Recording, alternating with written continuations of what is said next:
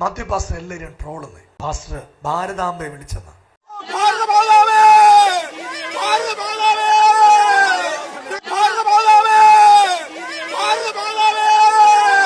ഈ ക്രിസ്ത്യാനികളും പെന്തക്കോസ്തുകാർക്കും ദേശസ്നേഹം ഇത്തിരി കുറവാണ് എന്നൊക്കെ ഒരു സംസാര വിഷയം ഇവിടെ ഉണ്ട്.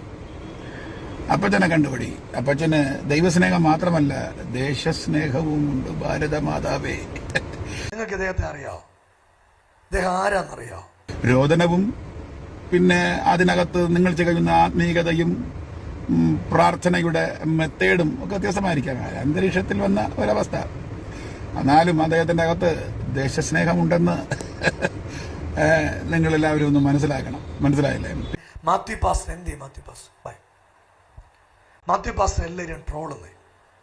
പാസ്റ്റർ ഭാരതാംബയെ വിളിച്ചെന്ന. ചേട്ടാ, ഇവിടുത്തെ ഒരു പ്രമുഖ ചർച്ചിന്റെ മുമ്പിൽ നിങ്ങൾക്ക് ഇദ്ദേഹത്തെ അറിയാവോ? ഇദ്ദേഹം ആരാന്നറിയോ? കപ്പൂച്ചൻ അച്ഛനാകാൻ പോയി കുപ്പായ ഊരി യേശുവിന് വേണ്ടി നിൽക്കുന്ന മനുഷ്യനാണ്. നോർത്ത് ഇന്ത്യയിലുള്ള പ്രതിസന്ധികൾ മുഴുവൻ അനുഭവിച്ച് യേശുവിന് വേണ്ടി മുമ്പിൽ അലറിക്കരഞ്ഞ് അദ്ദേഹം ഇവിടെ വരുമ്പോൾ വീൽ ചെയറിൽ ഒരു കുഞ്ഞുമായിട്ടാണ് വരുന്നത്. ഈ പ്രതിസന്ധികളുടെ ദിവസങ്ങളെല്ലാം താനിവിടെ എല്ലാ ദിവസവും പ്രാർത്ഥിക്കാൻ, മുട്ടുകുത്താൻ. ഞങ്ങളുടെ ആയുധം പ്രാർത്ഥനയാണ്. വേറെ ഒന്നുമില്ല ഞങ്ങൾക്ക് നിങ്ങളോട് എൻ്റെ ചിന്ത എൻ്റെ ചിന്ത ഇവരാരും ഒന്നും ചെയ്തൊന്നും എനിക്ക് ചിന്തയില്ല. എൻ്റെ ചിന്ത പിശാദിൻ്റെ ഒരു പണിയായിരുന്നു. പക്ഷെ പിശാദ് തോറ്റുപോയി. ഈ എന്നോട് കർത്താവ് പറഞ്ഞത് എന്നാന്നറിയോ? പിശാദിന് ശരിക്കും ബുദ്ധിയില്ല, തോറ്റുപോയി. യേശു നമ്മളെ ജയിപ്പിച്ചു. അന്ന് നമുക്ക് ആരാധിക്കാൻ പറ്റി. അത് കർത്താവ് കൂടുള്ളോണ്ടാണ്. നിങ്ങളുടെ കൂടെ മാംസഭുജങ്ങളെ ഉള്ളൂ. ഞങ്ങളുടെ കൂടെ യുദ്ധങ്ങൾ ചെയ്യുന്ന ദൈവമുണ്ട്.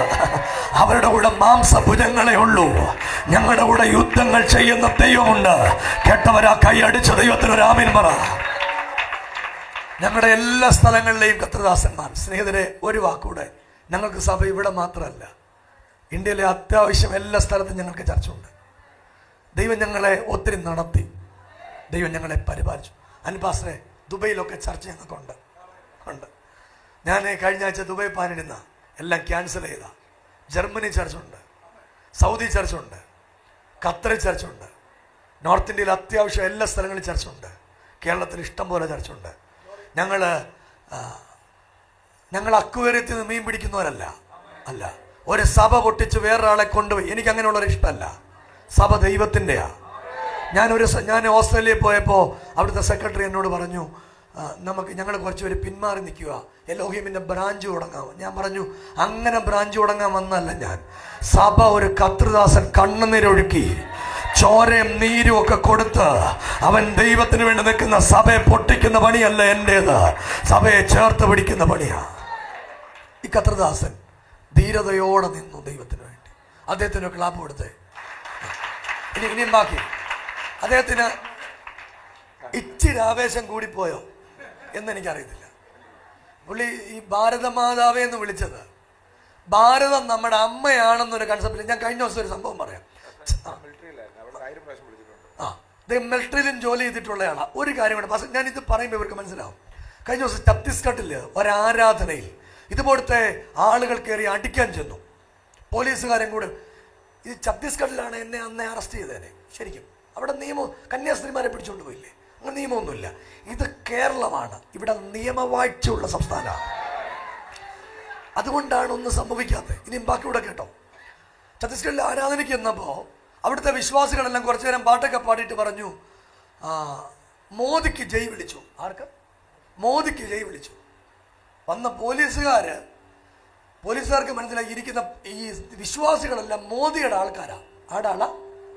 അന്നേരം പോലീസ് പറഞ്ഞു, നിങ്ങൾ ആരാധിച്ചോ, ഒരു കുഴപ്പമില്ല, ആരാധിച്ചോളൂ. ഇത്രയേ പറഞ്ഞോളൂ. മോദിക്ക് 2 ജയ് വിളിച്ചു. യേശുവിനെ കുറിച്ചും പറഞ്ഞു.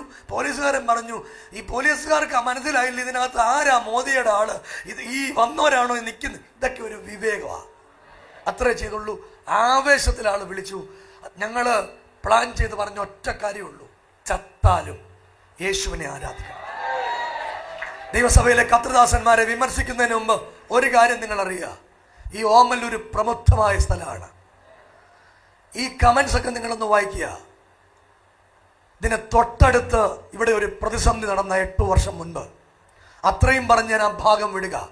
അത് അവിടെ നിന്നത്, എതിർക്കാൻ നിന്നത് ഇവിടുത്തെ ഓർത്തഡോക്സ് സഭയാണ്. പക്ഷെ അവർക്ക് തിരിച്ചു പോകേണ്ട വന്നു. ഈ വന്ന ആളുകൾ വിചാരിച്ചത് നമ്മൾ വന്ന ഓർത്തഡോക്സുകാരെ പോലെയാണെന്ന്. അല്ലല്ലല്ല, ഞങ്ങൾ ആരാധിക്കാൻ ജീവൻ വേണേ വെച്ചു കൊടുക്കും. യേശുവിനെ സ്തുതിക്കാൻ ജീവൻ വേണേ വെച്ചു കൊടുക്കും. യേശുവിന് വേണ്ടി ആയുസ് വെച്ചു കൊടുക്കും. വേണമെങ്കിൽ ജീവനെങ്കിൽ ജീവൻ വെച്ച് ഈ രാജ്യം നേടാൻ, ദൈവരാജ്യം നേടാൻ, രക്തമെടുക്കാൻ, ജീവൻ ബലി കൊടുക്കാൻ ഞങ്ങൾ തയ്യാറായി ദൈവത്തിന് വേണ്ടി ഇറങ്ങിത്തിരിച്ച ആളുകളാണ്. ഒരു കാര്യം കൂടെ പറഞ്ഞ് ഞാൻ ഈ ഭാഗം വിടാൻ പോവാ. എനിക്ക് വലിയ സ്വാധീനമൊന്നുമില്ല, പക്ഷെ എനിക്ക് ഒരിടത്ത് പിടിയുണ്ട്. ആ പിടി ഉയരത്തിലാണ്. വേറെ ഒരാളുമായിട്ട് എനിക്ക് ബന്ധമുള്ളത് കൊണ്ടല്ല, യേശുവുമായിട്ട് ബന്ധമുള്ളത് കൊണ്ടാ കഴിഞ്ഞ ഞായറാഴ്ച ദൈവം കൂടെ നിന്നത്, കഴിഞ്ഞ ഞായറാഴ്ച ദൈവം നടത്തിയത്. പിന്നെ 1-2 പാസ്റ്ററെ ദൈവം അനുഗ്രഹിക്കും കേട്ടോ. ഈ ആവേശത്തിൽ തന്നെ നിൽക്കും നമ്മൾ. നിങ്ങളൊരു ക്ലാപ്പ് കൊടുക്കും പാസ്റ്റർ. എല്ലാവരും വിമർശിച്ച, പിന്നെ എല്ലാവരും വിമർശിച്ചപ്പോൾ ഞാൻ ചേർത്ത് പിടിച്ചാണേ. അത് എന്തോതിനു വേണ്ടിയാ ഈ പറഞ്ഞൊക്കെ? നെഞ്ചത്തൊക്കെ അടിച്ച് ഞാനിങ്ങനെ കണ്ടുകൊണ്ടിരിക്കുക മനോരമ ന്യൂസിൽ കൂടെ. അവിടെ നിന്ന് നെഞ്ചത്തിടിക്കുന്നു, മുഖമൊക്കെ അങ്ങ് ചുമന്നു. അപ്പം എൻ്റെ പേടി പുള്ളിക്ക് BP കൂടിയോ എന്നുള്ള പേടിയാ. അപ്പം നിങ്ങൾ വിചാരിക്കും ഞാൻ എന്ത്? ഞാനിവിടെ തന്നെ ഉണ്ട്, ഞാനവിടെ തന്നെ ഇപ്പോൾ ഉണ്ട്. എല്ലാവരും പറഞ്ഞു ഞാൻ മുങ്ങിയെന്ന്. എടാ ഞാൻ ഇന്ന് വരെ മുങ്ങിയിട്ടില്ല. എവിടെ പോകാനാ? മുങ്ങിയാൽ എവിടം വരെ പോവും? യേശുവിന് വേണ്ടി ചാവാൻ ഇറങ്ങിയ ഞാൻ ശരിക്കും ചാവാൻ ഇറങ്ങിയ ദൈവത്തിന് വേണ്ടി. ഇവരെ തുടങ്ങിയത് ഗ്രഹാം സെൻസിനെയും 2 മക്കളെയും കൊന്നിട്ടാ. Why Graham Staines, why Timothy, why Philip? നിങ്ങൾക്കറിയാമോ? അവർ ഫിലിപ്പിനെയും തിമോത്തിയെയും ഗ്രഹാം സെൻസിനെയും കൊന്ന് അവിടുന്ന് തുടങ്ങുക പള്ളികൾ പൊളിക്കാൻ. എലോഹിമിന്റെ ആരാധന തടയുമ്പോൾ ചിരിക്കരുത്. നാളെ ചർച്ച് ഓഫ് ഗോഡിന്റെ മുറ്റത്തിവർ വരും. മറ്റന്നാൾ IPCയുടെ മുറ്റത്തിവർ വരും. അതിന്റെ നാളെ അസംബ്ലീസ് ഓഫ് ഗോഡിന്റെ മുറ്റത്തിവർ വരും. അതിന്റെ നാളെ കത്തോലിക്ക പള്ളിയുടെ മുറ്റത്തിവർ വരും. അതിന്റെ നാളെ അവർ ഓർത്തഡോക്സ് പള്ളിയുടെ മുറ്റത്ത് വരും. ഇതൊരു ഹിഡൻ അജണ്ടയാണ്, മറക്കരുത്. ഇത് കേരളമാണ്, പ്രബുദ്ധരായ ആളുകളാണ്. ഒറ്റ വാക്കൂടെ പറഞ്ഞ് ഞാൻ എന്റെ വാക്കുകൾ അവസാനിപ്പിക്കുക. ഒരു സൈന്യം എന്റെ നേരെ പാളയമിറങ്ങിയാലും ഞാൻ നിർഭയമായി വസിക്കും.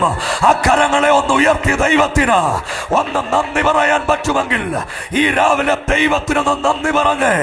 നിനക്ക് വിരോധമായി കൂട്ടുകെട്ടുണ്ടാക്കുന്ന സകല ദുഷ്ടവ്യാപാരങ്ങളെ പൊട്ടിച്ചു കളയാൻ